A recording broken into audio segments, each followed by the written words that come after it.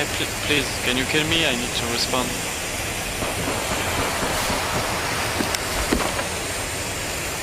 Headshot, please.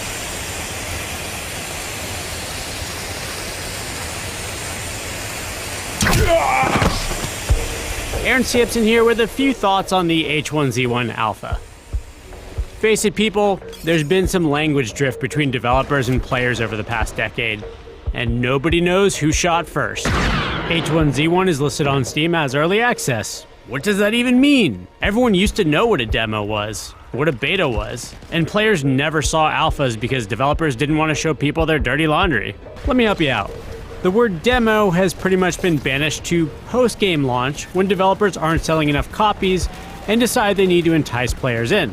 Games like Titanfall and Battlefield won't say the actual word demo, but they now have trial periods. A beta is now code for a soft launch of a nearly completed game. Basically, it's there to develop a player base before developers claim an actual launch, and then try and re-excite that player base that they already have. Think Ghost Recon Online, PlanetSide 2, or the Destiny beta. In general, you can expect a pretty polished experience. Then there's the alpha, what a beta used to be. A broken mess of an idea that developers are crafting into a functional experience. H1Z1 is an alpha.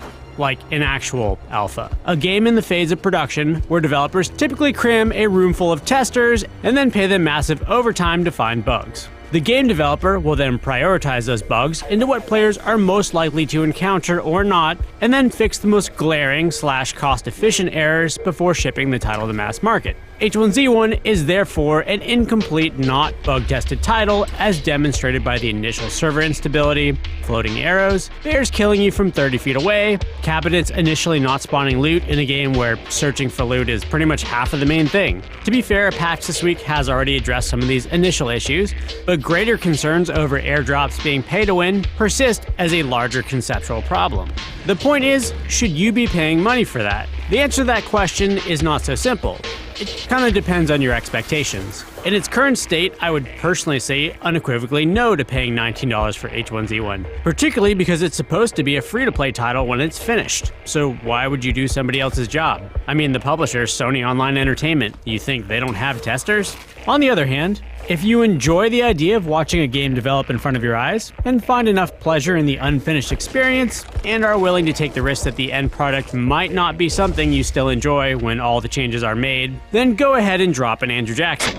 Honestly, DayZ's still a buggy mess, and that sold over 2 million copies. If that doesn't sound like you, wait for H1Z1 to get out of alpha testing, which means it'll be a beta, which means it's actually a demo. You get the idea. Also, while the servers are down, make sure to buy a t-shirt. Get a med. Oh, nice. Yeah. Headshot. So good. Whoa. Whoa. What the? That zombie was carrying Holy tons of